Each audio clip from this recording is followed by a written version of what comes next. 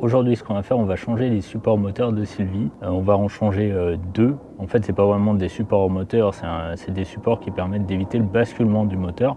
Déjà, ça s'est amélioré au niveau du passage des vitesses, ça, il n'y a pas photo. Par contre, il y a un autre souci, c'est que dès que je suis à 80 km/h, et ben en fait, on ressent des petites secousses d'avant en arrière. Faut savoir que souvent, on ressent plus les vibrations quand on est en descente. Pourquoi? Parce que le moteur s'incline différemment. Donc là, on va pas se faire suer, hein. Il y en a deux, un qui s'emboîte dans l'autre, on va les remplacer. Salut, moi c'est Alex et elle, c'est Sylvie. Sylvie est une jeune fourgonnette de décembre 2016 qui, au départ, ne pouvait pas me cerner. Ancien véhicule de location, souvent malmené, elle a eu peur. Mais au bout de quelques kilomètres, elle a su me donner sa confiance. Je lui ai montré que j'allais prendre soin d'elle en rénovant sa mécanique, en ajoutant quelques accessoires et en rénovant sa carrosserie. Le projet ? Une fois ces quelques travaux de remise en forme terminés, je vais transformer Sylvie en van aménagé à la fois pour le travail mais aussi pour voyager. Car d'ici quelques temps, nous allons faire, elle et moi, un beau voyage en Hongrie. Il faut savoir que dans la semaine, on a eu un petit souci météorologique, à savoir que tous mes outils ont pris l'eau. Donc j'espère qu'on va pouvoir tout faire jusqu'au bout parce que les outils ne sont pas en très très bel état.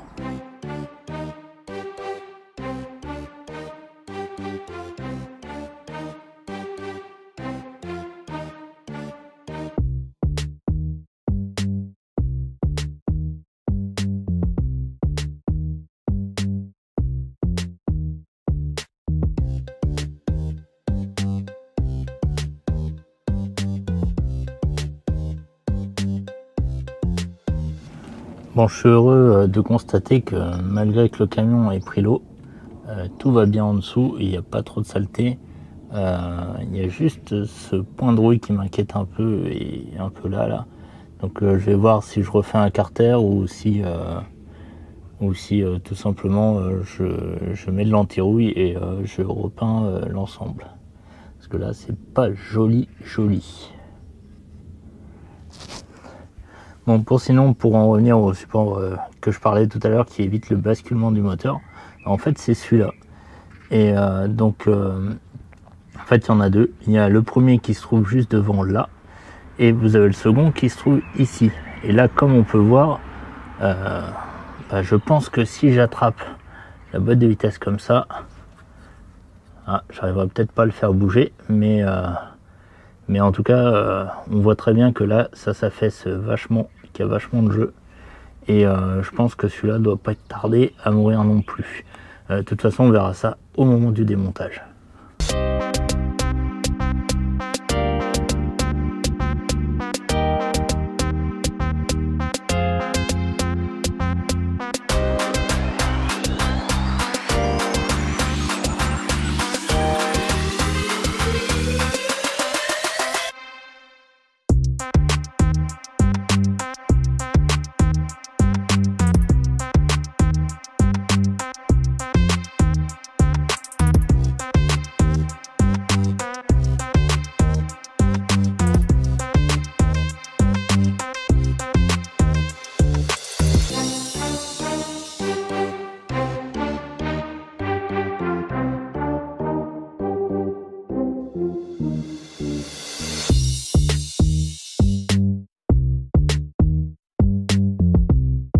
Alors, ne tenez pas compte du bazar. La semaine dernière, ça a été vraiment inondation totale.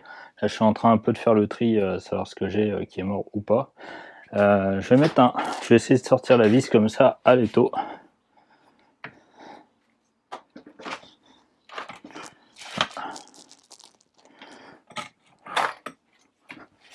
Il n'est pas verrouillé.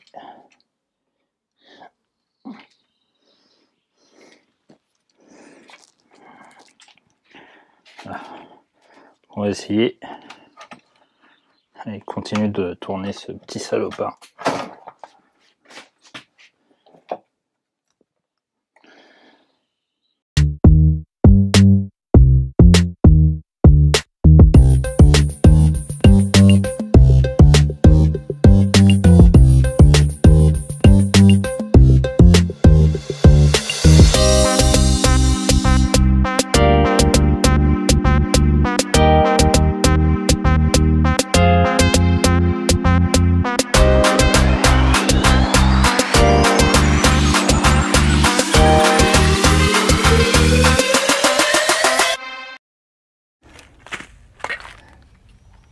Bon, comme on peut le voir, j'ai réussi donc à séparer du coup les deux supports.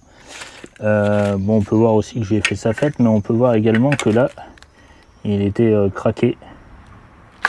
Et que je pense que dans pas longtemps, celui-là, il était mort aussi. Voilà, on peut le voir là. Voilà, ça commence à partir en cacahuète. Donc j'en ai un nouveau qui est là, avec son petit frère. Donc les deux vont venir s'emboîter comme ça. Et après, il faut le remettre dans le bon angle.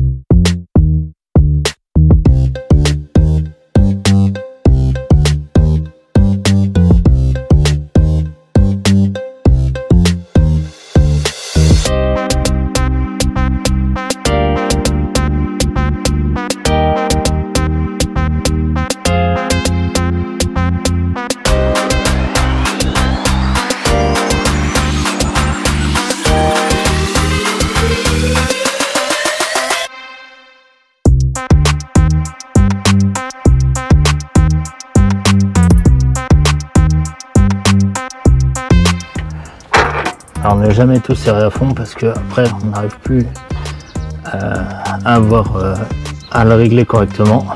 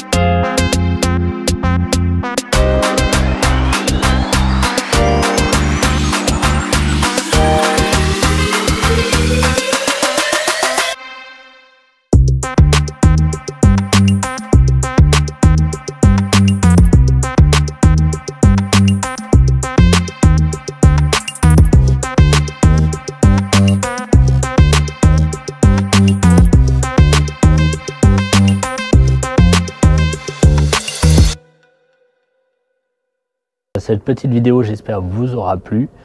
C'était pas super passionnant, on s'est retrouvé simplement avec un écrou de grippé. Et puis 5 vis à enlever, 5 vis à remettre. Ce qu'il faut juste faire, c'est attention au sens dans lequel on met les pièces et si ce sont les bonnes. Donc moi je vous dis rendez-vous à bientôt, je sais pas quand, mais rapidement. Et puis on continuera à avancer tranquillement sur Sylvie.